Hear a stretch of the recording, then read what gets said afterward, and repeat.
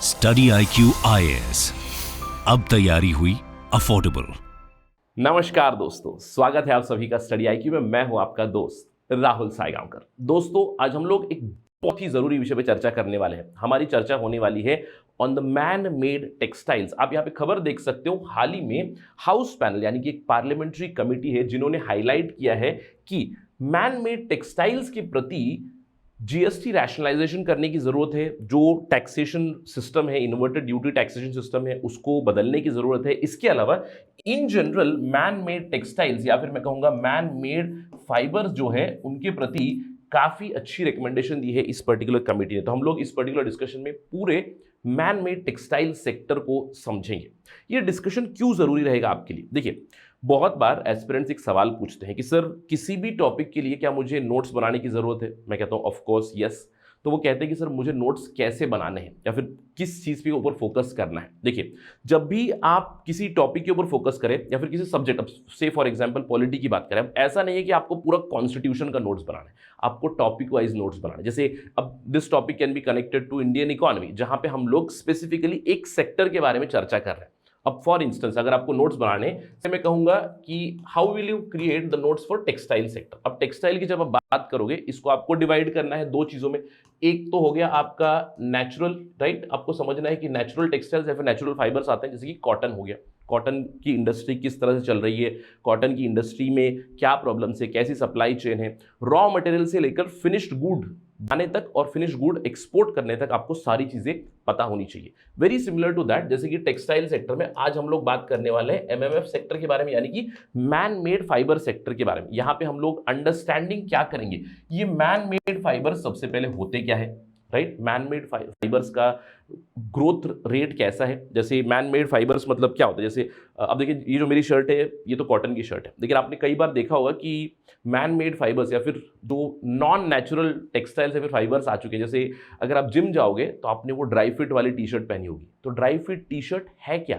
Dry fit T shirt is actually man made textile only, right, which is created from some sort of chemical, right. वही है understanding man made textile की। हम लोग समझेंगे man made textiles है क्या, उसका मार्केट कैसा है, इंडिया की क्या परिस्थिति है, इंडिया वर्ल्ड लेवल पे किस पायदान पे खड़ा है, इंडिया में इस मैन मेड टेक्सटाइल से जुड़ी हुई क्या प्रॉब्लम है, कि इसकी सप्लाई चेन में क्या प्रॉब्लम है। जैसे कि मैंने आपको बताया, रॉ मटेरियल से शुरू करना है, क्या रॉ मटेरियल है, उसको कैसे प्रोसेस किया था। जैसे अब इसका रॉ मटेरियल क्या हम लोग समझेंगे, लेकिन कॉटन का अगर हम लोग एग्जांपल है, कॉटन है, एग्रीकल्चर सेक्टर से कनेक्टेड है। कॉटन आया, कॉटन के बाद आपको यान बनाना है, फिर आपको निटिंग करनी है, सूविंग करनी है, फिर एक फाइनल प्रोडक्ट बनाना है, फाइनल प्रोडक्ट बनाने के बाद उसको बेचना है, एक्सपोर्ट करना है। ये सारी चीजें हर एक जगह पे, हर एक स्टेज पर क्या इश्यूज है और उन्हें कैसे रिजॉल्व किया जा सकता है, सरकार के क्या इनिशिएटिव्स है, ये सारी चीजों के ऊपर आपको फोकस करना है। यानी कि एक टॉपिक उठाना है, उस टॉपिक के बारे में आपको होलसम प्रिपरेशन करनी है, यानी कि जो भी स्टैटिक चीजें रहेंगी वो आपको कंप्लीटली अंडरस्टैंड करनी है। और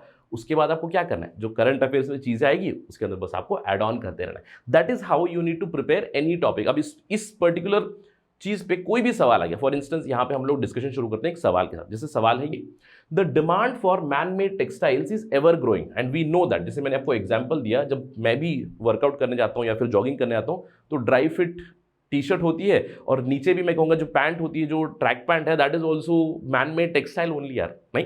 तो इट इज एवर ग्रोइंग, आप भी इसको जानते हो। In light of this discuss कीजिएगा इस सेक्टर की प्रॉस्पेक्ट्स, इस सेक्टर की पोटेंशियल फॉर इंडिया। अब हम लोगों ने प्रॉस्पेक्ट पोटेंशियल जैसे ही डिस्कस किया, उसके बाद आपको इश्यूज भी हाईलाइट करने। ऑल दो इस सवाल में मैंने आपको केवल इश्यूज के बारे में पूछा है, हम लोग समझेंगे इश्यूज क्या है। इसके अलावा इन इश्यूज को हम लोग रिजॉल्व कैसे करेंगे, how do we resolve this, ये भी आपको जानना है। इनफैक्ट यहाँ पे तो आपके पास रेडीमेड फॉर्डर दिया हुआ है by the parliamentary committee itself. उन्होंने कई सारे रिकमेंडेशंस दिए, हम लोग उस रिकमेंडेशन को भी समझेंगे। आई होप कि आपको समझ में आ गया किस तरह आपको तैयारी करनी है। इस सवाल के प्रति आपको काफी अच्छा फॉर्डर, काफी अच्छा कंटेंट मिलेगा in this particular discussion. To know that, stay with me on study IQ। चलिए शुरुआत करते हैं, लेकिन उससे पहले आपको ध्यान देना है, बहुत बड़ी खबर है, बहुत अच्छी खबर है, specially for UPSC civil services aspirants. मैंने आपको बताया था बैच 6 मॉर्निंग बैच था, लास्ट बैच क्लोज हो चुका है, लेकिन डिमांड को देखते हुए आखिरी मौका आपको मिल रहा है। This is going to be the last foundation batch, जहां पे आपकी क्लासेस 6 बजे चलेंगी। The last batch, there would be no batch after this for 2023। और मैं आपको रिपीटेडली बता रहा हूं कि यूपीएससी सिविल सर्विसेज के लिए इससे ज़्यादा कॉम्प्रिहेंसिव, इससे ज़्यादा अफोर्डेबल कोर्स आपको नहीं मिलेगा। अफोर्डेबिलिटी क्यों? क्योंकि ये पूरा कोर्स आपको मिलेगा 18,999 में, लेकिन आपको एक काम करना है केवल, जब आप चेकआउट करोगे, वेबसाइट हो, ऐप हो, वहाँ पे आपको मेरा कोड इस्तेमाल करना है, राहुल लाइव। अगर आप कोड इस्तेमाल करोगे तब 24,499 प्राइस आ जाएगा 18,999 में। इस 18,999 में आपको मिलेगा क्या? कंप्लीट कोर्स, कॉम्प्रिहेंसिव पैकेज है।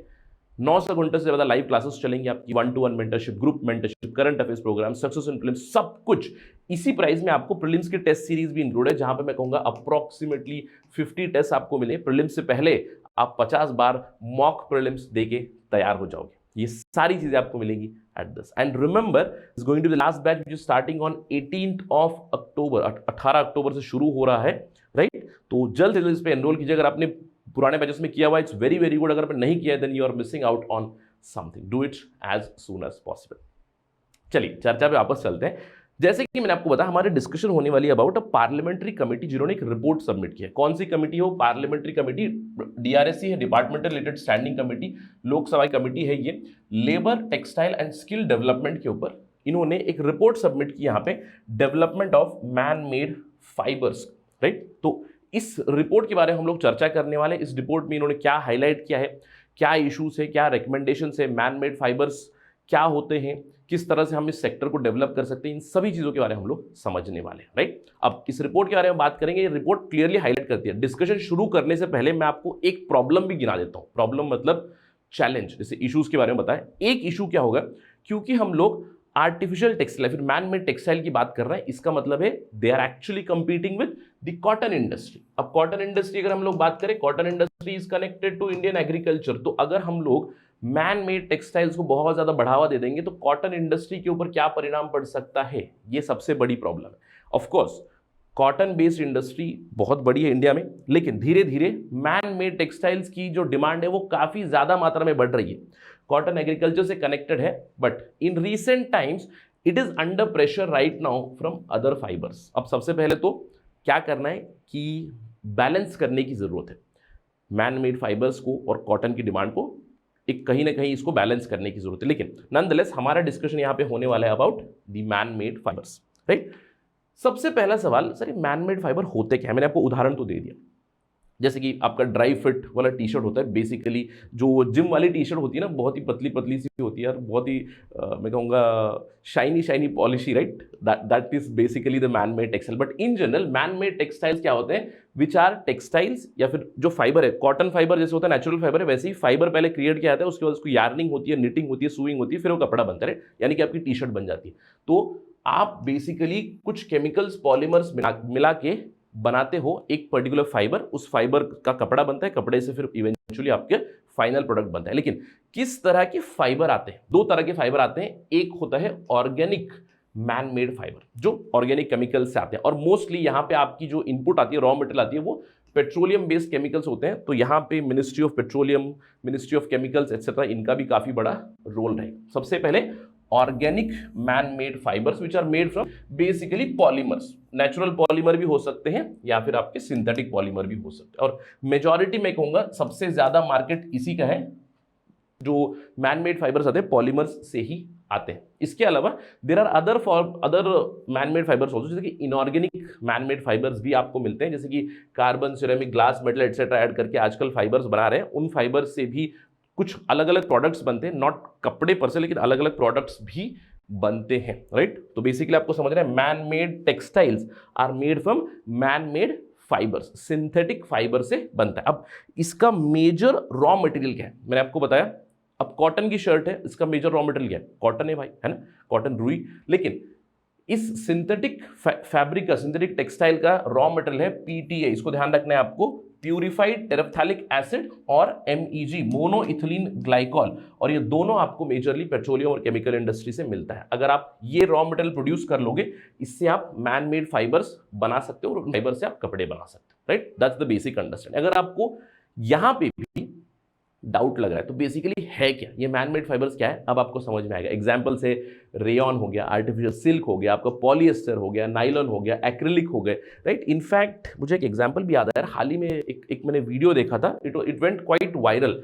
If I am not wrong, जो सुपर मॉडल है जीजी हदीद, राइट? जीजी हदीद के ऊपर एक कपड़ा बेसिकली उनके ऊपर कपड़ा स्प्रे किया गया था जिससे वो ड्रेस बन गया था। आई होप कि आपने वो वीडियो देखा होगा, अगर नहीं देखा होगा तो गूगल पे सर्च कर लीजिएगा कि modal wears directly created fabric from fibres. जैसे एक मशीन थी, उस मशीन से उस मॉडल के ऊपर स्प्रे किया गया, लिटरली वो सिंथेटिक फाइबर स्प्रे किया गया और वो सूखने के बाद एक ड्रेस बन गया। You can see that's basically the man made fibre और man made textile dress. In fact आजकल कई सारे मैन मेड टेक्सटाइल्स आ रहे हैं, आपने देखा होगा, स्पेशली जैसे महिलाओं की जो ओढ़नी आती है, अलग अलग तरह की ओढ़नी, सारे shiny soft material etcetera etcetera. तो ये सारी चीजें हैं man made fibres. I hope ये आपको समझ में आ गया। अब रहा सवाल इसके मार्केट कैसे ग्रो हो रहा है, क्या हो रहा है। अगर हम लोग बात करें world wide, man made fibres की डिमांड कंटिन्यूअसली राइज हो रही है। अगर आज हम लोग देखें, they have already beaten the cotton demand. अगर पूरे विश्व स्तर पे देखें, द मैन मेड टेक्सटाइल और global MMF textile, it contributes about 72% of demand in comparison to 28% for natural fibres. यानी कि अगर 100 शर्टें बिक रही है, उसमें 28 शर्टें कॉटन की या फिर नेचुरल फाइबर की बिक रही हैं और 72 आपकी सिंथेटिक टेक्सटाइल ही बिक रही है। इनफैक्ट इसकी डिमांड कंटिन्यूअसली ग्रो हो रही है। देखिए ये है ओवरऑल डिमांड, ये भी ग्रो होने वाली 2025 तक का एस्टिमेट है। कॉटन बेस्ड आप देख सकते हो, यहाँ पे नॉन कॉटन कंटिन्यूअसली ग्रोइंग है। इनफैक्ट कुछ एस्टिमेट्स आ चुके हैं जहां पे 2025 तक ये जो 72% था, it is going to grow to 80%। अब आप सवाल पूछोगे, सर इंडिया का क्या परिस्थिति है, इंडिया कहाँ पे स्टैंड करते हैं। देखिए अभी फिलहाल in terms of man made fibres India stands second. Of course number 1 पे कौन है, बहुत आगे है, वो है चाइना। चाइना कितना प्रोड्यूस करता है, 45.7 million tons of man made fibres. India का है 5.48 और इंडिया सेकंड है। इसके बाद दूसरे देश यहाँ पे लिस्ट में पड़े हुए हैं। लेकिन मैं ये कहना चाहता हूँ कि इसकी डिमांड कंटिन्यूअसली बढ़ रही है। जैसे कि मैंने आपको बताया 2025 तक इसकी डिमांड बढ़कर पहुंच जाएगी 80%। Right now it is around 72% of the entire demand. ठीक है, तो इंडिया का मार्केट भी काफी अच्छा है। इंडिया में मोस्टली मैंने आपको बताया कि जो ऑर्गेनिक एमएमएफ है वो बहुत ज्यादा स्तर पे बनता है। और इसके अलावा कहाँ बनता है, क्या होता है, क्या प्रॉब्लम्स है, जैसे कि मैंने आपको बताया रॉ मटेरियल, मैंने आपको बताया यानी कि जो लार्ज स्केल प्रोड्यूसर्स हैं रॉ मटेरियल के, जो रॉ मटेरियल मैंने आपको बताया पीटीए और एमईजी के जो प्रोड्यूसर्स हैं वो बड़ी कंपनीज हैं। लेकिन एक बार आप फाइबर प्रोड्यूस कर दोगे, जैसे कॉटन की जगह आपने मैन मेड फाइबर प्रोड्यूस किया, अब इस फाइबर को प्रोड्यूस करने के बाद आपको यान बनाना है, कपड़ा बनाना है, फिर आपको सीना है, इवेंचुअली आपको फाइनल प्रोडक्ट भेजना है। वो कौन करता है, that is done mostly by the MSME sector, the small scale sector. अब यहाँ पे क्या दिक्कत है आपको पता है कि रॉ मटेरियल का जो इंडस्ट्री है वो बड़ी इंडस्ट्रीज है और जो डाउन स्ट्रीम यानी कि सप्लाई चेन में आपका डाउन स्ट्रीम क्या है, एमएसएमई सेक्टर। एमएसएमई सेक्टर की जो प्रॉब्लम होगी वो इसमें भी आपकी जुड़ जाएगी। राइट, इसके अलावा सेंटर्स कहाँ पे मिलेंगे आपको, मेन सेंटर्स है clusters for man made fibre production. Surat में आपको मिलेगा, लुधियाना में मिलेगा, भिलवाड़ा, भिवांडी, इरोड, साउथ इंडिया में पानीपत, ये सारे मेजर फाइबर टेक्सटाइल्स के सेंटर्स है इंडिया में। अब कई बार इस पे भी सवाल आ सकते हैं, ध्यान रखिएगा, दे आर दी सेंटर्स। अब आई होप कि आपको क्लियर हो चुका है कि ये मैन मेड फाइबर्स का मार्केट कैसा है और हम लोग अभी कहाँ स्टैंड करते हैं। मैंने आपको बताया इंडिया सेकंड है इन टर्म्स ऑफ प्रोडक्शन, लेकिन इंडिया की कंजम्पशन भी बहुत ज़्यादा है, तो इसीलिए हम लोग एक्सपोर्ट लेवल पे, एक्सपोर्ट का नंबर देखें तो we stand at 5th। Number 1 पे कौन आएगा, ऑफकोर्स चाइना। लेकिन मैं आपका ध्यान लेके जाना कुछ कंट्रीज पे, जैसे कि Vietnam challenging India in terms of this. दूसरा है बांग्लादेश, जस्ट इंडिया के थोड़ा सा नीचे है बांग्लादेश। ये लोग भी इंपॉर्टेंट एक्सपोर्टर्स बन चुके हैं। ये लोग रॉ मटेरियल चीज़ें इंपोर्ट करते हैं चाइना से, फाइनल प्रोडक्ट बनाते हैं और इसको एक्सपोर्ट करते हैं। हम क्वाइट श्योर कि आपने देखा होगा, जो आपने ड्राई फिट टी शर्ट पहनी है, अगर आपने नहीं देखा है तो उसके पीछे देखिएगा कि is it made in India और is it made in Vietnam और मेड इन बांग्लादेश, क्योंकि कई सारे फाइनल प्रोडक्ट्स इंडिया में भी आ चुके हैं बांग्लादेश और वियतनाम से। क्लियर, तो ये है अभी तक हमारी मैन मेड फाइबर का सेक्टर जो है, सेक्टर की ग्रोथ, सेक्टर में हम लोग कहाँ स्टैंड करते हैं। काफ़ी अच्छा हमारा कॉन्ट्रीब्यूशन है 2.73 और CAGR भी काफ़ी हाई है इंडिया में, यानी कि पोटेंशियल या फिर प्रॉस्पेक्ट इस पर्टिकुलर सेक्टर के बहुत ज़्यादा है। I hope we have establish that. अब सवाल उठता है, सर यहाँ पे इश्यूज क्या है, मेजर इश्यूज क्या है जो रिपोर्ट ने हाईलाइट किए। सबसे बड़ा इशू तो मैंने आपको शुरुआत में ही बता दिया था कि भैया cotton versus man made fibre का एक डिबेट है कि सर अगर हम लोग मैन मेड फाइबर को प्रमोट करेंगे कि कॉटन इंडस्ट्री के ऊपर एडवर्स इम्पैक्ट पड़ेगा। बिल्कुल पड़ सकता है, लेकिन कहीं ना कहीं हमें एक नई तरह की पॉलिसी लानी पड़ेगी जहां पे कॉटन और एमएमएफ को बैलेंस करने की जरूरत है। अब क्योंकि अगर हम लोग कंप्लीटली एमएमएफ को प्रमोट करेंगे तो कॉटन बेस्ड फार्मर्स जो है उनको काफ़ी हानि होगी, कॉटन बेस्ड इंडस्ट्री है उसके ऊपर प्रॉब्लम होगी, जो नेचुरल फाइबर है कॉटन, खादी एटसेट्रा, उनकी ऑलरेडी पॉपुलैरिटी कम हो रही है, तो हमें कहीं ना कहीं एक बैलेंस हिट करने की जरूरत है। इसके अलावा दूसरा प्रॉब्लम है under utilization of the raw material industry. मैंने आपको बताया पीटी और एमईजी कहां से आता है, मेनली पेट्रोलियम इंडस्ट्री से, और इस रिपोर्ट ने हाईलाइट किया है कि यूटिलाइजेशन कैपेसिटी अभी भी हमारी केवल 70% के आसपास होवर हो रही है। और ये काफ़ी सैड चीज़ है कि हम लोग प्रोड्यूस तो काफ़ी कर सकते हैं लेकिन उतना कर नहीं रहे, और बहुत सारा रॉ मटेरियल हम लोग इंपोर्ट भी करते हैं। कहाँ से करते हैं? मेजरली चाइना और जर्मनी से करते हैं हम लोग ये केमिकल्स, जिससे कि हम लोग फाइबर्स बना सकें, which is again sad, right. इसके अलावा इन्वर्टेड ड्यूटी स्ट्रक्चर है इस पर्टिकुलर सेक्टर में। अब इन्वर्टेड ड्यूटी स्ट्रक्चर क्या है?